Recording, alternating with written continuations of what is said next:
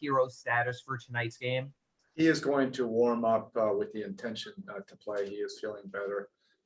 The couple days of treatment served him well. And Andre, is that just, again, 37-year-old player? Got to be cautious? Yeah, his hip was sore, and we anticipated that it would be. He wanted to play, in the back-to-back, and ended up playing him close to 30 minutes. And he was simply fantastic in that two-game set. I really enjoyed watching him, particularly in the Houston game. I just thought he had great control of the whole game, on both sides of the floor. But he was sore, and I think he'll feel better, after a couple of days of treatment.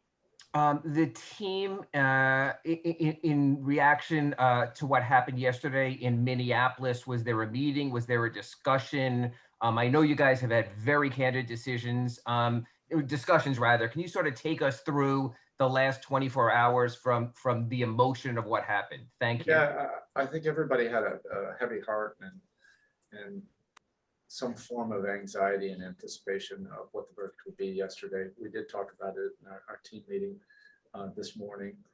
They were able to express themselves. And you have mixed emotions about it. On the one hand, you feel great that there has been accountability and a step in the right direction in terms of equal justice. But then, you still feel very saddened that it took the loss of life, for it to get to this point. And there's still, I think we all can agree that there's a long ways to go. There has to be a lot of work to be done, and everybody, is going to have to, be united, to make real change. And I still think, my thoughts were, well, what if there was never a camera phone, to capture that? But how would this all have played out? So you feel for the Floyd family, that this isn't going to change anything or bring George back, but at least it's a small step in the right direction. Next, we'll go to Jason Jackson. Coach, thank you for those thoughts. As it pertains to Jimmy and Bam, the plan obviously worked out, or seems to have worked out, in trying to get them a little further down the line from a healthy standpoint to be ready for this trip. Are those boxes checked for them?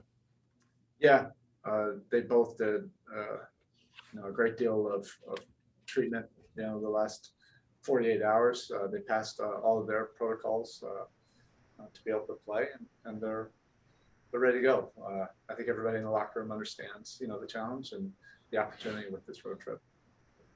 For Duncan, with the way he's shooting right now and everything that kind of is piling up, and we all saw him with the run that he's on with consecutive makes in multiple games. The one thing that kind of shocked us all, at least it did for me, is that he moved past Dwayne on the all-time list. And while Dwayne wasn't an incessant three-point shooter, it obviously was a part of his game, but it speaks to obviously what you talk about with Duncan all the time, that this is a all-world elite shooter who doesn't need a lot of time to pile these types of numbers up.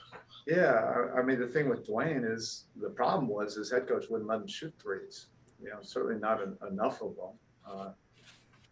It shows you also how much the game has changed. Dwayne was a really good shooter too. Like if his head coach would have let him shoot threes, he might have even played 2 or 3 more years.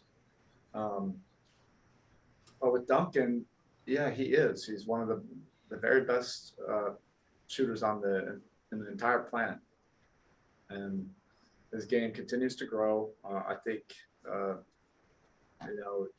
you just look at 6 weeks ago, he was shooting 40%, and everybody was saying that he was having an off year, compared to last year. That's the bar he set for himself, and he's not shying away from that. His game continues to grow on both ends of the court, and I think he'll continue to become more dynamic, as a shooter and a different kind of cutter and playmaker. Next, we'll go to Jim Conlon with RCB Radio Ireland. Hi, Erik. Just in relation to tonight's game, you come up against one of the real top scorers in DeMario Rosen, but you have one of the elite defenders in Jimmy Butler. As a basketball coach and a basketball fan, are you excited looking at that potential matchup there tonight on court? Yeah, I think what we're excited about is both teams are fighting for their playoff footing. Both have the same amount of losses, and you know these games have great context to them. So there's great competitors on both sides of the floor. You know, they're unique in the way that they drive and attack and catch and go and get into the paint. They're arguably the best in the league at that. And DeRozan spearheads that game. He's very relentless and clever in his ability to draw fouls, savvy, but they have a bunch of young guys, perimeter players that you know, can attack and get you on your heels as well. All right, Coach. Thank you. Thank you. Last one.